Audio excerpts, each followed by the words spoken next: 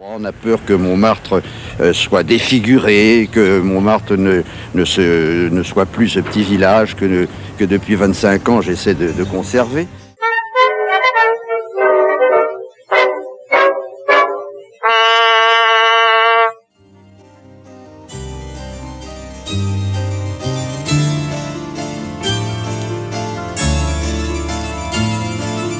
Montmartre n'est pas seulement le rendez-vous de nos souvenirs. On y habite, c'est même très à la mode et de plus en plus cher. Dès lors, comment s'étonner si l'on y vit de moins en moins comme au bon temps de la butte.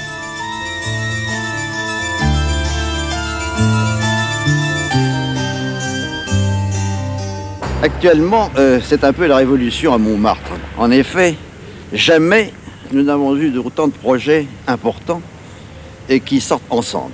Il y a le Moulin de la Galette, il y a la Folie Sandrin, il y a le bateau Lavoir, il y a une crèche, il y a des projets très importants qui se dessinent sur le sud-est de la butte. Jamais tous ces projets, autant de projets ne sont arrivés. Et évidemment, ceci crée un malaise chez les Montmartrois. On a peur que Montmartre soit défiguré, que Montmartre ne soit plus ce petit village que depuis 25 ans j'essaie de conserver.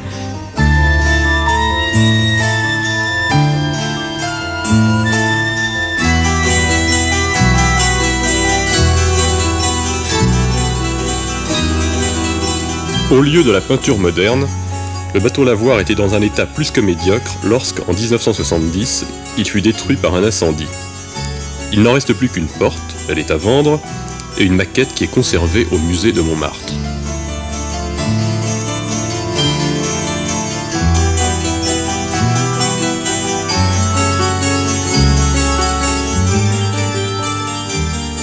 Il est évident que c'était un problème très difficile car il n'était pas question de refaire le bateau Lavoir tel qu'il était parce que c'était un bâtisse tout en bois et ceci offrait des dangers terribles. En conséquence, j'ai essayé de faire un projet qui se rapporte le plus possible de l'esprit de ce qu'était le bateau Lavoir avec 25 ateliers, dont un grand atelier de collectif. Je crois que les artistes vont retrouver là une ambiance qui ne sera évidemment pas aussi sympathique que l'ancienne, mais enfin dans laquelle ils pourront travailler. Et ils auront un très beau jardin, les sculpteurs pourront travailler dehors, et puis ils auront même possibilité d'appartement à côté.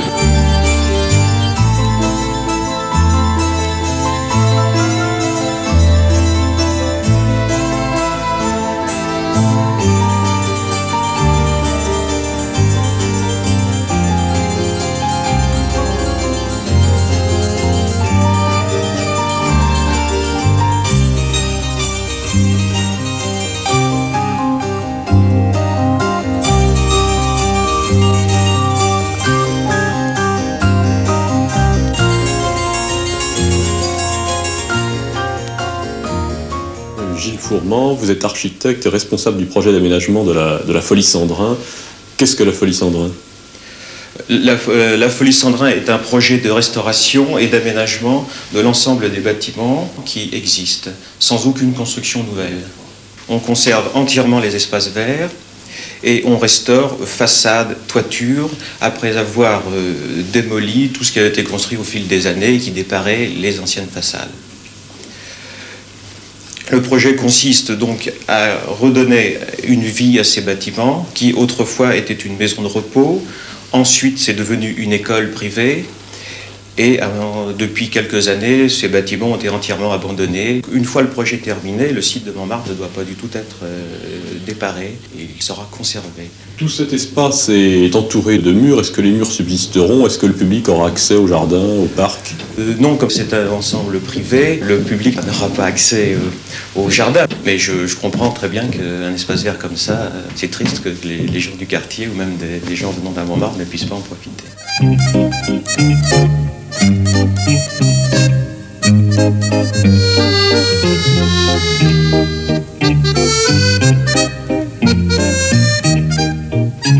Monsieur Girardet, vous êtes le représentant d'une équipe d'architectes qui a entrepris de rénover l'ancien, ce qu'on appelait le Moulin de la Galette.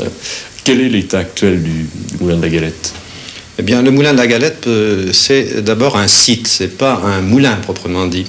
C'est un ensemble qui comprenait 2 moulins, dont un a été démonté, qui s'appelait le Radet, et le deuxième moulin qui s'appelle le Blutefin. Il comportait également le théâtre du Tertre, et ensuite tout l'intérieur était couverte par la succession des constructions faites par les moulins qui, au cours des années, avaient changé leur activité de meunier en activité d'amuseur. Le projet comporte bien sûr la restauration du moulin du Blutefin, la restauration et la reconstruction du Radet qui a été démonté, répertorié, la reconstruction du théâtre du Tertre, élément important de ce projet, est actuellement stocké à l'abri, la restauration de la ferme de Bray et bien sûr la construction de 3 bâtiments d'habitation comportant environ 60 logements.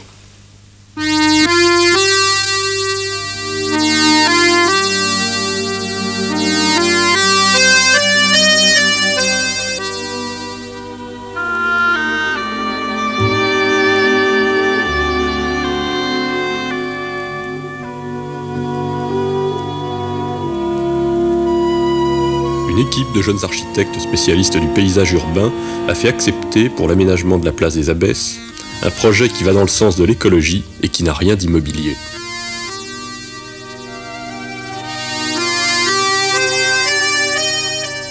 Il s'agit de la récupération d'un espace qui est la place des Abbesses, le square Jean Rictus, par ses habitants, pour ses habitants. Et en gros, c'est le triangle ainsi constitué par la place qui est relié à un square qui lui-même sera relié à un passage qui mènera rue des Trois Frères. L'important dans le projet, c'est la percée qui est réalisée entre la place et la rue des Trois Frères qui se trouve située beaucoup plus haut. En partant du métro, avec la place qui va être redallée, équipée de plus de bancs et de luminaires, on va trouver successivement d'abord la liaison du square, la rue de la Vieux-Ville n'existant plus, une promenade à travers le square, un équipement de jeu pour les mômes, pour les tout-petits, avec des abris.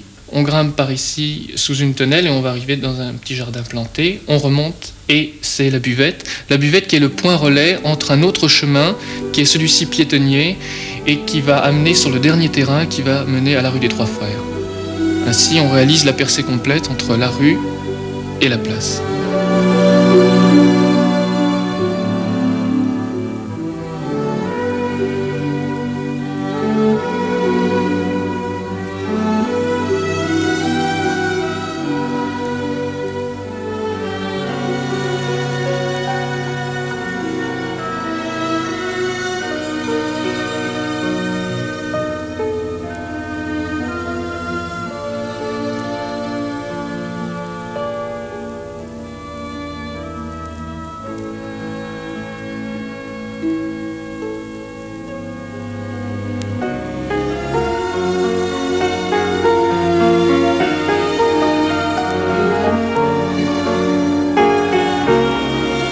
André Roussard, vous êtes président d'une association chargée de préserver l'aspect traditionnel et artistique de Montmartre. Que pensez-vous de ces projets d'aménagement ?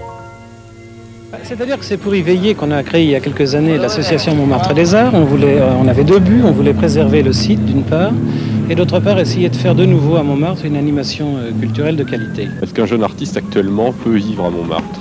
Vivre de sa peinture par exemple à Montmartre ? Oui, il peut vivre de sa peinture. Naturellement, le problème des jeunes artistes à Montmartre est comme le problème de tous les jeunes artistes un peu partout. Il y a des gens qui les soutiennent.